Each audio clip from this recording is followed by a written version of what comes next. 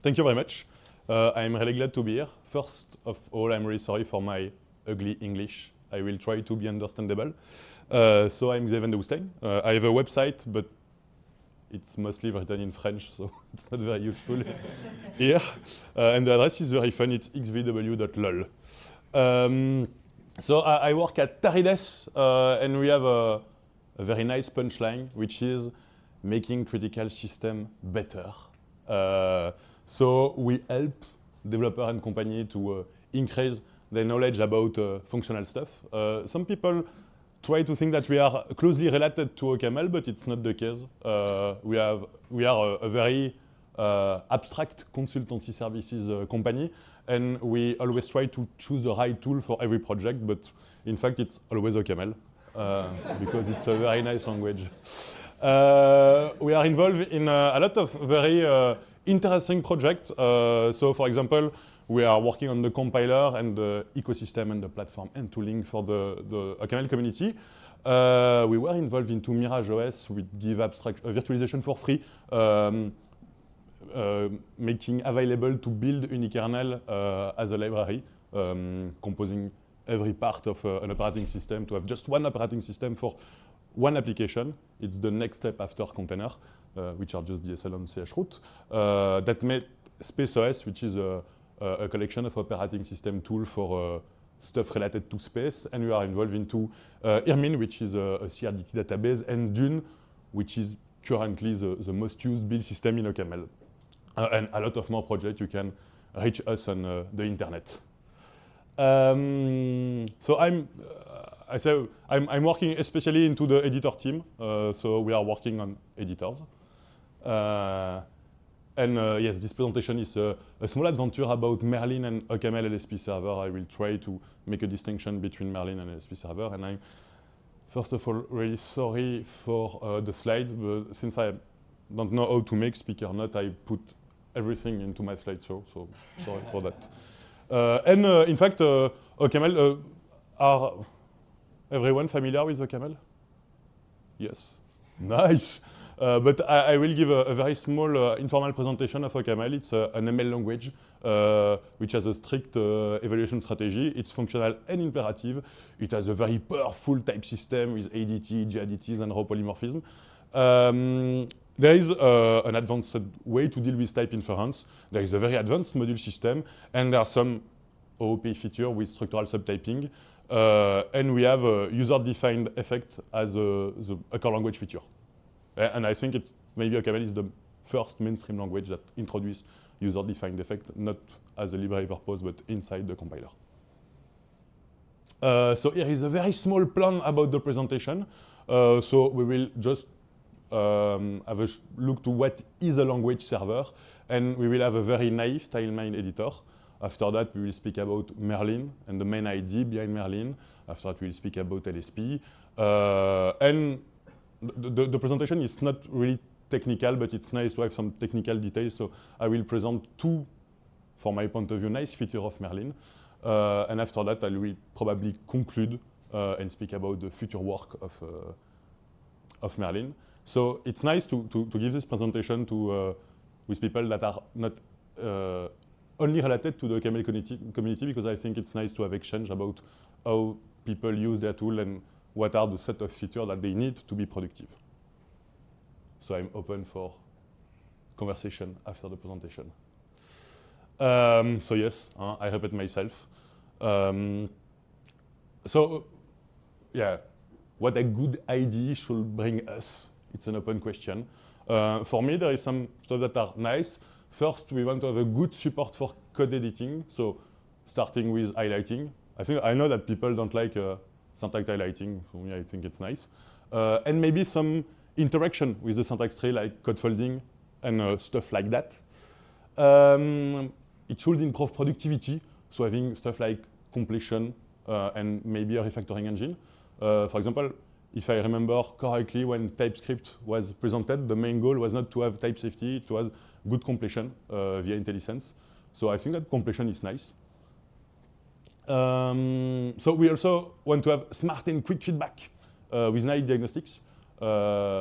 for years, a lot of IDE for C++, for example,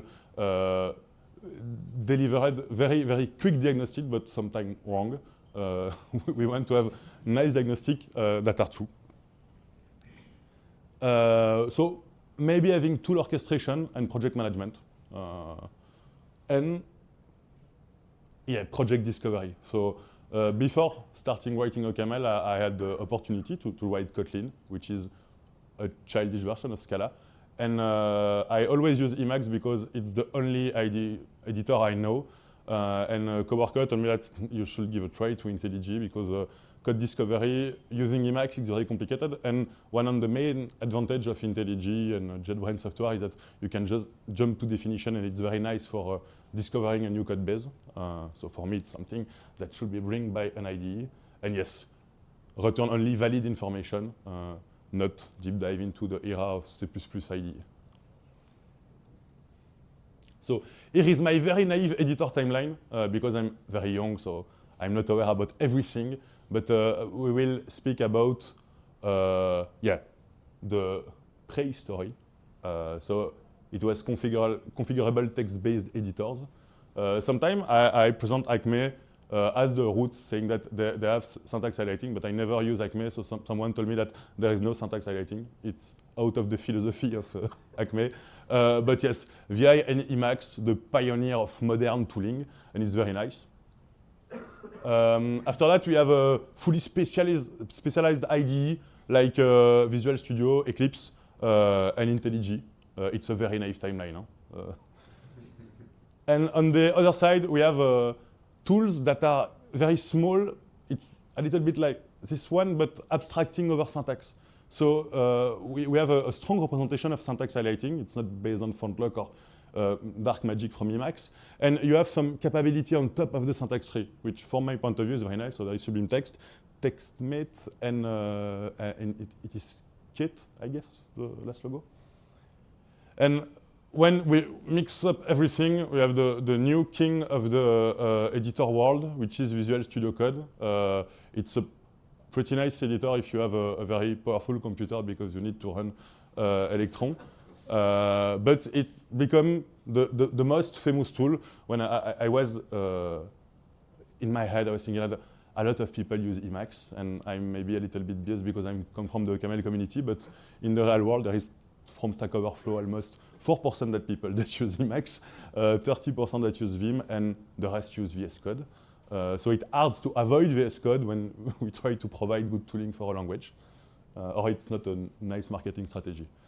And that kind of naive panorama of editor leads to abstract tooling. So the first one is the generalization of interaction with the compiler frontend to have IDE services. And it was called LSP, and it was introduced by VS Code. It's nice because we always rage against Microsoft normalization, and we decide to use one from Microsoft to abstract over editor interaction. And I think that from the world of Sublime Text and TextMate, they derive Tricitter based on monolith parsing in order to have an abstract representation of syntax interaction. And it's extremely nice, in fact. We have a lot of protocol, and protocol are pretty good. So we have a new generation of editor that come in the world. So there's Z, Helix, and NeoVim that take advantage of that kind of normalization, saying that, okay, now we just have to implement protocols and everything will work out of the box. And it's very nice. And so Dinosaur try to take advantage of that kind of feature. And so, for example, now Emacs is bundled with Iglot, which is a LSP client. And you can have Tricitter from Emacs. And I guess that now people like to use NeoVim, which is a modern implementation of Vim, but I'm not aware about the Vim world because I chose Emacs when I was a teenager. So it's very nice. We have protocol generalization. Are we all agree with that? Yes, thank you very much. But LSP come in, it's hard to say number in English. This date, 2016. And 3 years ago, we have Merlin, which was a language server protocol just tied to OCaml that capture that kind of that part of the the roadmap that we see. So it was before LSP. So I use the term language server to speak about Merlin, but I said that 3 years after we have the language server protocol.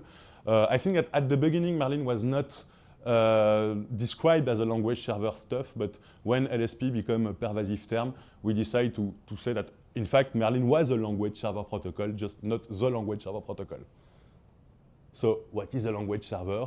So it's just a daemon that receives text buffer, user queries, and react to that. And so if you have a P after that, it's the way to interpret requests that we send and response. So Merlin was extremely well documented into the paper Merlin, a language server for OCaml experience report. And I will try to give a very small presentation of the way that Merlin works. So everything starts with a build system, and the build system interacts with the compiler. It produces build artifacts that are stored on the disk, and sometimes we need to send information about build artifact to the compiler to have a more granularity way to compile. And on the other side, we are on our editor, and we send our buffer and request to a client that will interact with the daemon, a language server, and that will request build artifact to give meaningful information. So yes. At this stage, we can see that we probably need one client per interaction of our language server, so it can be a little bit cumbersome. In the specific case of Merlin, the first implementation of Merlin includes incremental and partial language frontend. So it includes the parser and the type checker. Alors, the incremental part allows us to only recompute change part. In some language, it's pretty trivial, but when you have mutual recursion or open recursion, it can be very hard to say that, okay, I know that I have to type check just this part of the document, but in fact, I use on the end of my buffer some information based on the previous one, so it can be complicated. And partial is deal with missing a wrong part, because when you are interacting with our text editor, our syntax tree is almost always broken because you are currently writing something. So it's nice to have recovery and to be able to deal with in partial document. So how does it work? It can be hard for every upgrade of OCaml, which come every 6 months, because we need to vendor and adapt to the whole OCaml toolchain. So for example, in the repository of Merlin, we have for each version of OCaml an adapted version of the compiler that can deal. We try to make everything pure and backtrackable. We have a pure lexer and a pure parser. We have what I say about partiality. We have the parsing error recovery capabilities. And in OCaml, the type checker was already backtracked. So purity unlock memoization, which is very useful for incrementality. And in fact, it's already smartly described into the paper I previously showed you. But there is some cool application related about the fact that holding static information about interacting with IDE. So the first one, the most obvious, is error recovery. But you can have very interesting error message having multi-grammar, because in OCaml, even OCaml is the root of everything, and it's the right way to write OCaml. There is some not really used dialect like ReasonML that can take advantage of Merlin works. And you can have some local emulation of generalized left to right parser with that kind of technique. So it's very nice. So as I say, here we have a huge bottleneck, and it's a very huge bottleneck because when I joined the editor team, we support Acme for historical and ununderstandable reason, but Vim and Emacs. And when I joined the team, there were at Teredes some people that are very experienced into writing Vim plugin and editor plugin, but they were not in the editor team. So it was hard to every new feature to ensure that everything worked on Vim and everything worked on Emacs.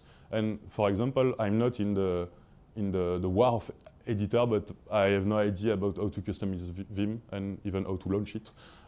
So it was very hard to manage the maintenance of a lot of IDE. And when we have just Vim and Emacs, it was easy, but now we have a lot of stuff, so it's very complicated. So it's hard. So this is why LSP is cool, because we delay to IDE editor maintainers the fact that they have to ship the client. So we can just implement the server, and it probably will work for every language and editor, and it's very nice. So is LSP a perfect fit? Well, no, because they admit that every language is a class-based language like TypeScript. And sometimes we want to have additional features that are related to our language. And even LSP is good.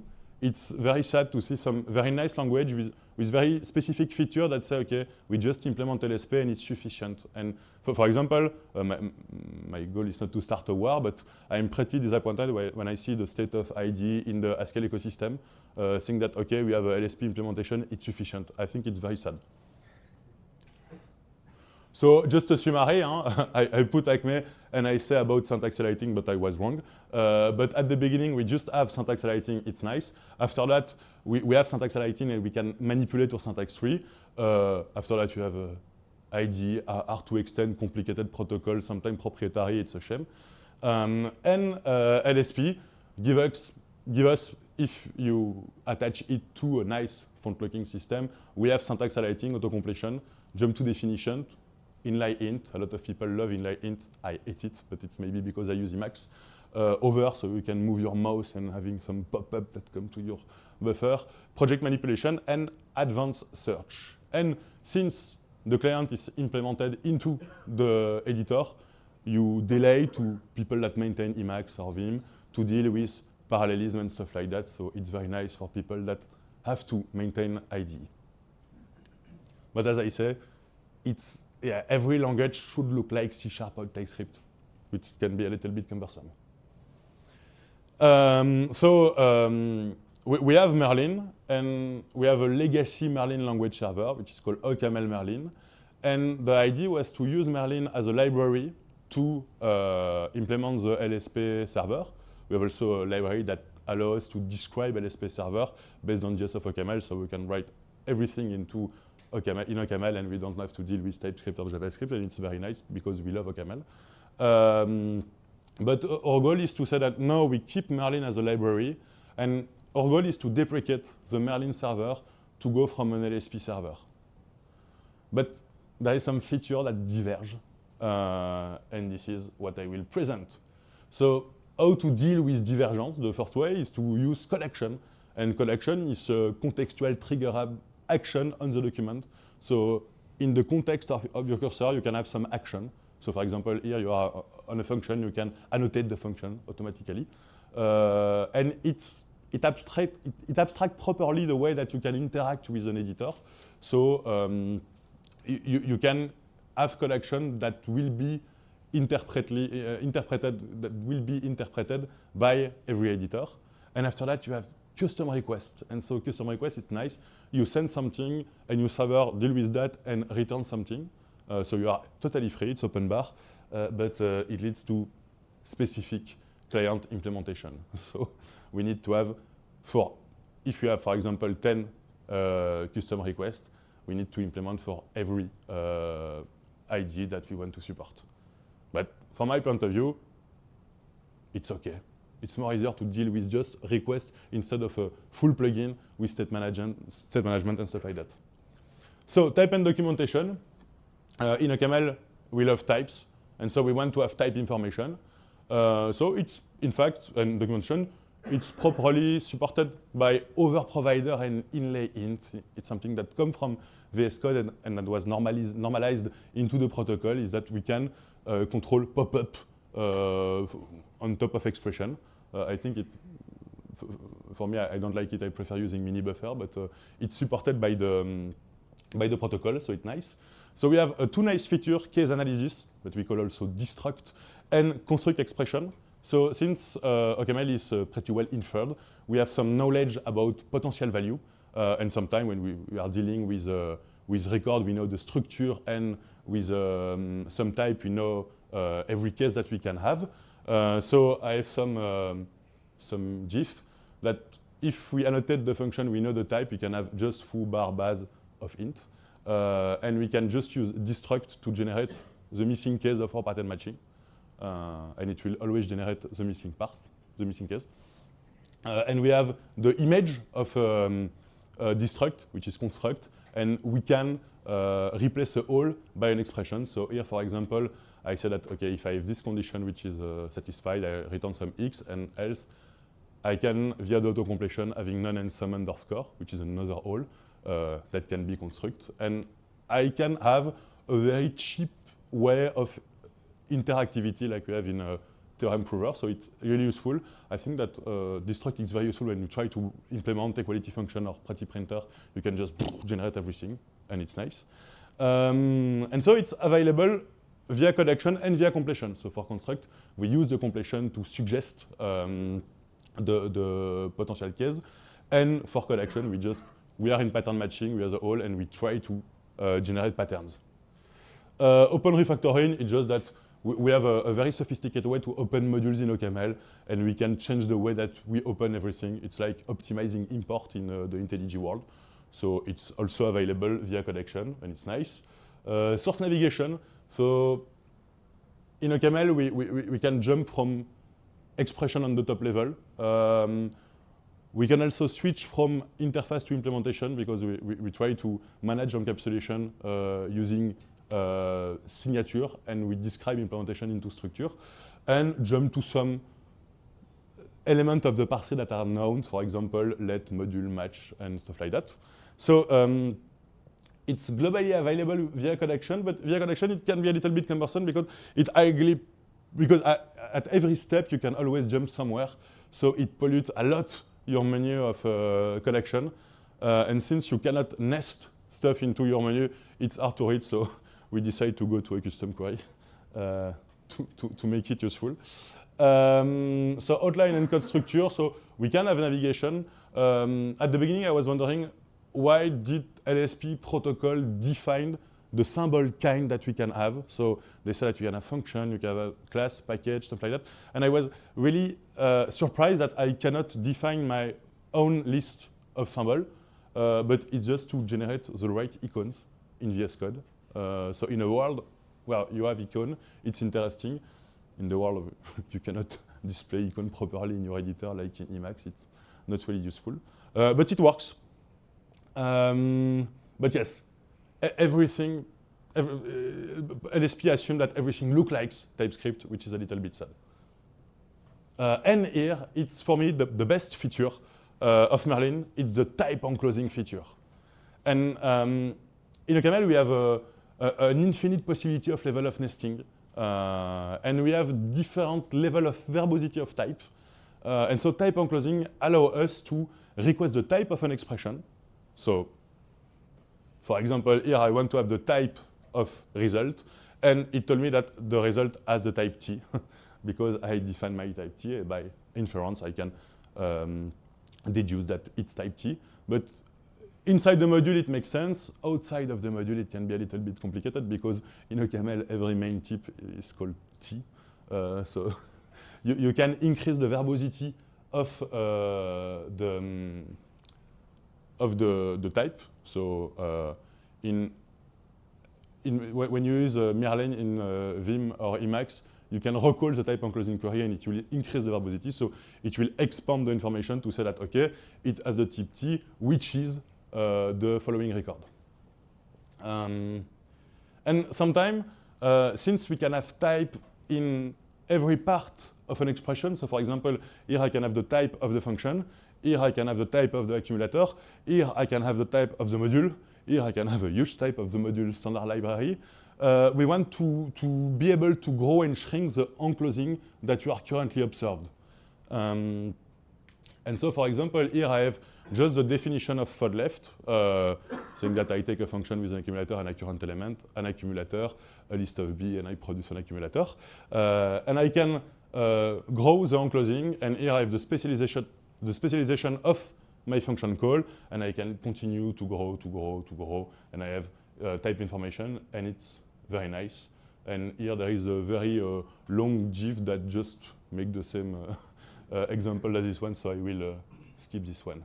And here it's pretty hard to implement it properly into an LSP-based editor because we need to have a custom request, we need to have a stateful management on the client side, because in LSP, in client that implement LSP, there is the stuff called over-provider, but since over-provider are stacked, it's very hard to have something which is readable, so we decide to move to a custom request and to manage the state and dealing with verbosity and growing and shrinking and closing. And for me, it's one of the killer features of Merlin, and I was always amazed that language do not use that, because I'm not able to write any code without type and closing feature. So yes, LSP makes a lot of things simpler. We have a perfect default experience, but for my point of view, we still need dedicated clients to handle custom requests. But for my point of view, it's easier to deal with custom requests than a full mod, so I think that, yeah, LSP is good enough. I do not agree with the way that they decide to improve the protocol. So you come in GitHub, you say it could be nice if we can, for example, have a plain text for documentation, and they say, okay, if you have 100 thumbs up, we accept your feature. But when you are an OCaml software engineer, it's very hard to find 100 OCaml developers. So we try to ask to LSP to improve the protocol, and they don't care because we are a very small community. So please, let's join the movement. And so in order to not making LSP available via Merlin in 10 years, we decided to create a first custom request that was a tunneling request. And so we just give what we will give to OCaml Merlin server, and it will return the result in the sense of Merlin. And so with that, we can anticipate the way we can have a release cycle to Merlin, and we can improve experimental feature without needing to have a new release of Merlin, new release of LSP, and stuff like that. So it's the first way to deal with that. It's not very efficient because we don't rely on parallelism and efficiency offers by LSP, but it allows to at least have experimentation about user experience. So in this slide, I said that we start providing canonical implementation for Vim, Emacs, and VS Code. We already have a VS Code implementation, which is very decent. And since 2 months, we have OCaml Iglot, which is the new implementation based on LSP and Iglot that is almost feature parity with Merlin. And it's available on Melpa. An amusing thing is that since VS Code is web-based, we can imagine that it's extremely easy to extend, but in fact, no. And sometimes we need to deal with some CSS trick using over to display information. So yes, it's very hard to use it, and sometimes they decide that, oh, you need to have an auto-completion box, yes, but we know every behavior that you want to be, you want to implement, so no, you cannot do that. You cannot have callbacks. No, we decide the way that we interact with VS Code, so just change your editor. No. So it's hard to extend the UI of VS Code, which is a little bit sad. Yes, thank you very much. So now we will go to some implementation details. So in a lot of projects, a lot of technology, it's easy to have project-wide occurrences, finding the usage of every function. And it looks easy to implement, but in OCaml it's very complicated. It's very complicated because we have a powerful module system and separate compilation. So it's described into module shape for modern tooling, and I will quickly describe that. So in the OCaml module system, we have aliases, include, and functors. Functor not in the Haskell sense, in the ML sense, so module that can take modules and produce new modules. And they can be high order, so we can have module that take module that also take a module. So it can be, it makes everything complicated. I think that in every side of programming, everything becomes extremely complex when you have a powerful module system. And so here is a very simple example. We have first a module type. Value are not really important. We have a module type. After that, we have a functor that take a module with an arbitrary signature, and it's the identity on the module level. We have a module simple, and after that, we have an application of the identity to a new module that will include the application of identity to the given module, and identity is parameterized, so it's not this one. And after that, we have an alias because we can describe alias, and at the end, we have an application of our identity module to our alias module, which is in fact our simple module. And so we have a variable, y, and the main question is what is the type of y? And it's a very complicated question, so we will let's try to understand it. So m is the result of applying apply. Nice. So we look at the apply functor. After that, we say that, okay, so x comes from the application of id. Okay. So id is an higher order functor. So we come back to the identity module, which is here. So we inspect the parameter, which is returned. After that, we come back to our second parameter of apply, and it's alias. So we go to alias, and alias is simple because it's an alias. So we have a module simple, and now we have our definition, y as the type int. So it's very complicated, and it's very hard to be efficient. You are looking for something, and say, okay, we can index your code for 10 days maybe, and here are the all occurrence of your project. So this is why they introduced shapes, which is a new build artifact that will store the way that modules are applied in the form of simply type lambda calculus with product, and that make a mapping with UID. And here there is some implementation detail about the representation. It's not very interesting. But yes, the way that in lambda calcul we try to make some reduction, and the way that it's reduced, it's very interesting because in presence of separate compilation, you cannot have a full reduction of your term, so it's a little bit complicated. And Gabriel Scherer presented it to an OCaml use case for strong call by need reduction, which is a way to reduce stuff that is very popular in the world of proof assistant, but not in the real world. And it's a legitimate use case for OCaml for that, so it's very interesting. And it's very efficient. And now we have project-wide occurrences. We also have project-wide renaming, so we can rename a bunch of stuff that are exploded into your full project.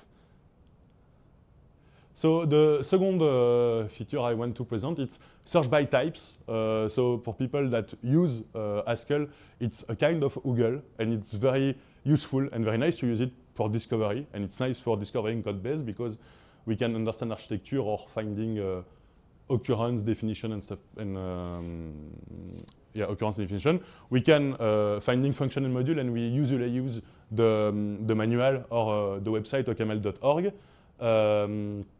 But to find function, there is the Smalltalk approach, and we can find the function by the usage. So for example, here I search for OCaml that will produce OCaml uppercased, and since Pharo and Smalltalk are totally virtualized, they can hook every function and produce the list of methods that will produce that. It's not realistic in the OCaml world.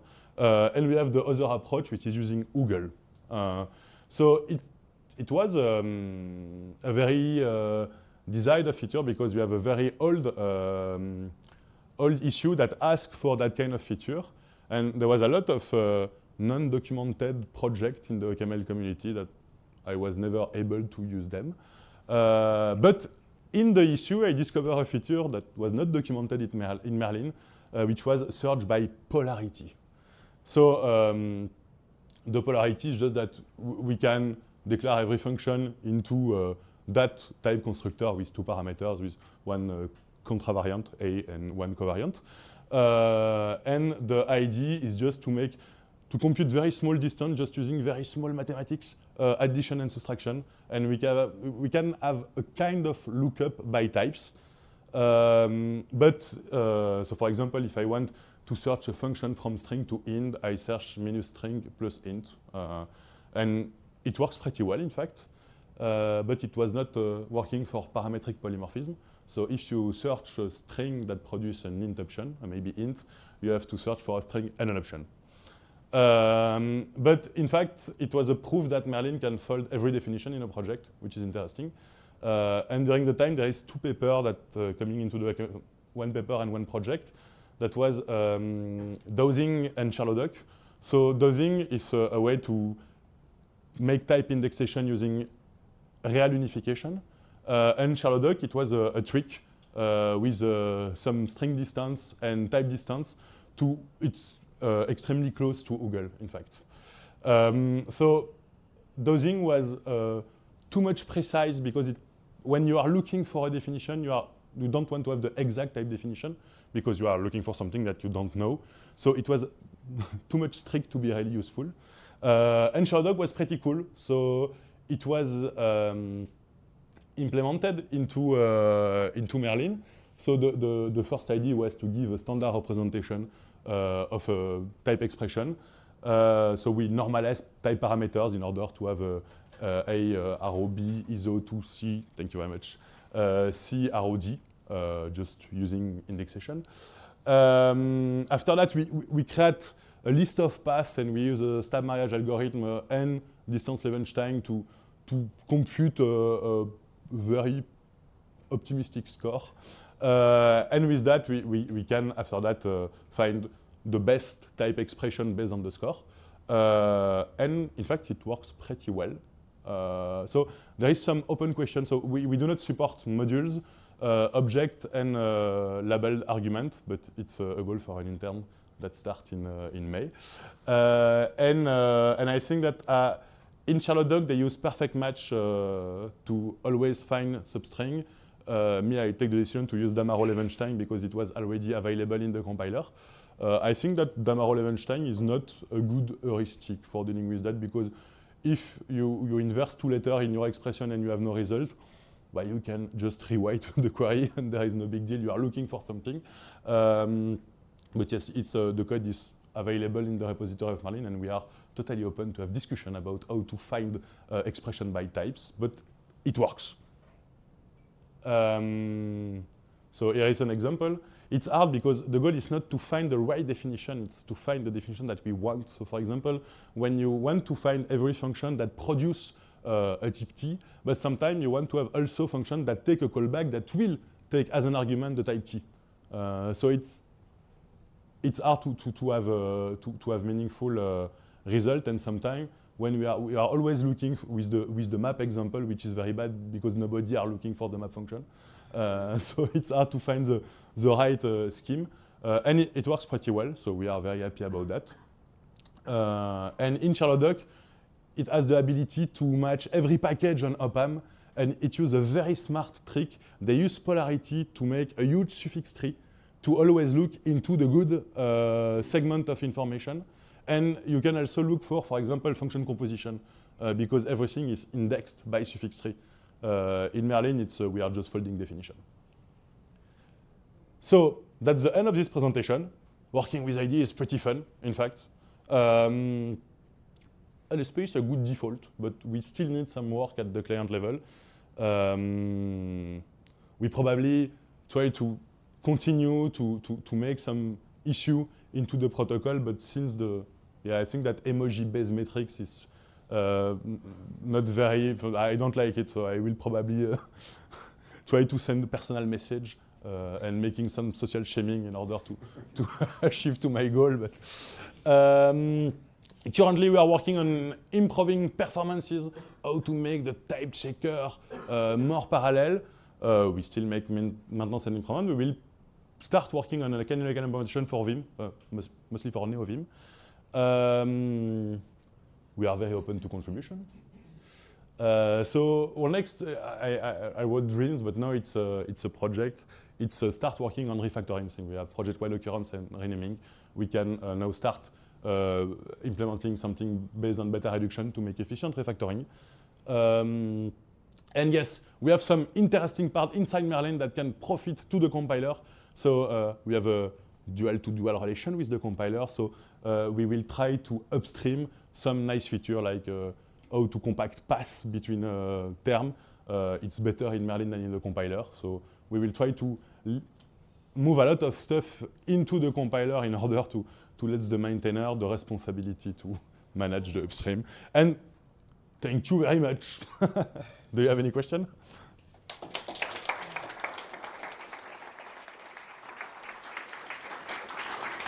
Great, thank you. Are there any questions? Yes. What about debuggers?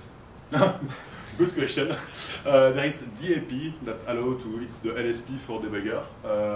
It's a project, but in OCaml I think we are efficient to debugging on the bytecode, and we have something which is called OCaml Early Bird that can deal with the bytecode. But to be honest, I use a very ancestral technique to debug, printf based. So I think it's something that I have a discussion with Arnaud yesterday about that.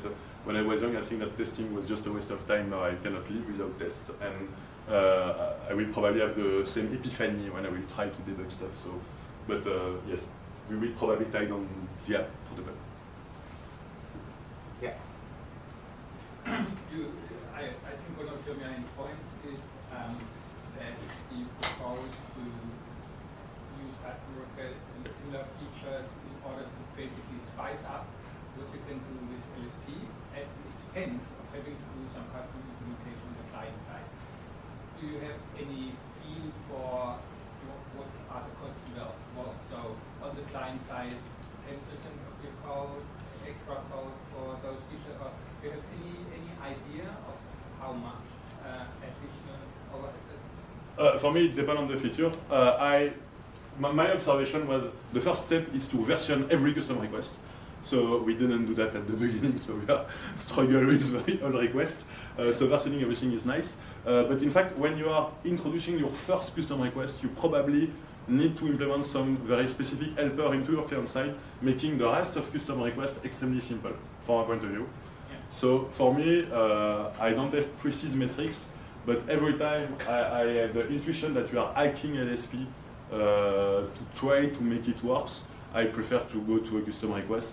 And it's not done in Merlin, but we probably give a very precise documentation about the expected mix and the way that we can interact with the custom request and how to implement the mutable state if we need for a custom request. Is that an answer to your question? Yeah. So when you implement these custom requests, do you try to make it abstract enough so that it's applicable to other languages too, or do you really focus only on OCaml? Because then you have like a similar issue as with the TypeScript thing you explained. And I think this could probably be a good way to bring in these new features that are more applicable to maybe say generally functional languages by coming up with more general custom requests that can then be implemented on many ends. Yeah, I think we do not do that for the moment, but because our goal is exactly. If I want that everyone write OCaml, no, you're right. It's probably nice to see how OCaml ID can fit in other languages. This is why we try to make some conference to speak about people that use ID on daily usage. But currently, I know that we are very focusing on OCaml experience. So, for example, I think that pattern matching, destruction and construction will work with Haskell, for example.